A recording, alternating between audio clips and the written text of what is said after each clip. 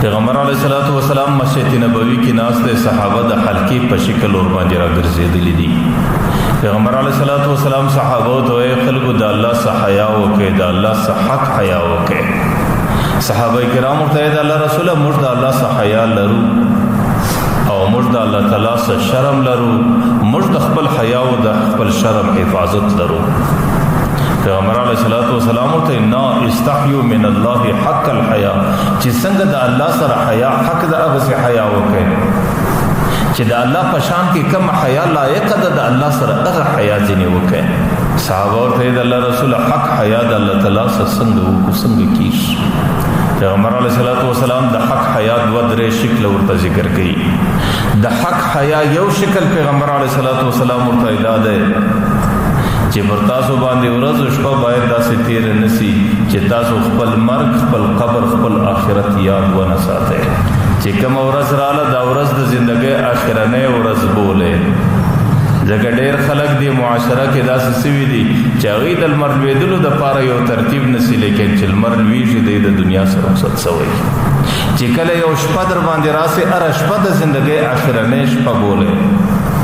ځکه ډېر خلک داسې دي چې د سهار لمر راختلو انتظار لري چې لمر راخیږي د غریب تر خاورو لاندې پروت دي.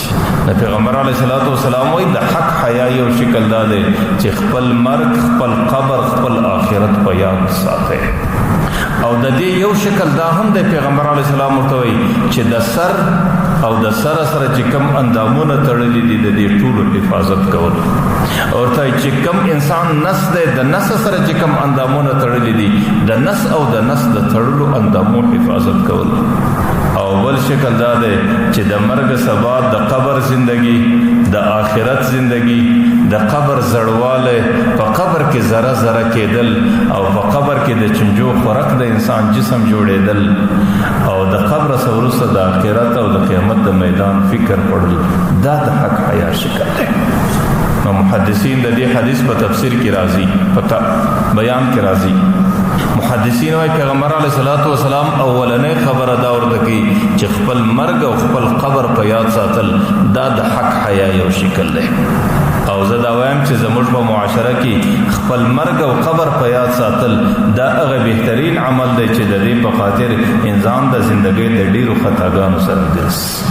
نن چې زموږ په معاشره کې انسانان څومره جرمونه کوي، نن چې زموږ په معاشره کې انسانان څومره ظلمونه کوي، نن چې زموږ په معاشره کې د الله تعالی څومره نافرمانۍ روانې دي، د هغې یو بنیاد دا دی چې د انسانانو مرګ په دماغ کې نشته.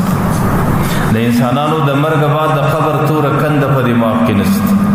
د انسانانو دماغ کې دا نشته چې زه به یو ورځ مرم، زه به یو ورځ د الله په حضور کې راپورته کېږم، زه به یو ورځ د دنیا د ټولو کړو جواب او حساب پیښوم. چې کله دا خبره د انسانانو په دماغ کې نشته نو ځکه د دنیا جرم، د دنیا ظلم، د دنیا نافرمانی چې انسان له په مخه ورسي بیا پر یو باندې مصرفه نه لري. نو ځکه لویه مسله دا ده چې د انسان مرګ په یاد کې راسي دا انسان حیادار سړی بلل کیږي او حیادار سړی ایماندار سړی بلل کیږي، هغه صاحب ایمان بلل کیږي. إلهي واسع الكرم ورب البيت والحرم إليك أتيت منكسرا منيبا أغبر القدم. إلهي واسع الكرم ورب البيت. شیخ مولوی اکرم الله صاحب د هر قسم بیانونو ترلاسه کولو لپاره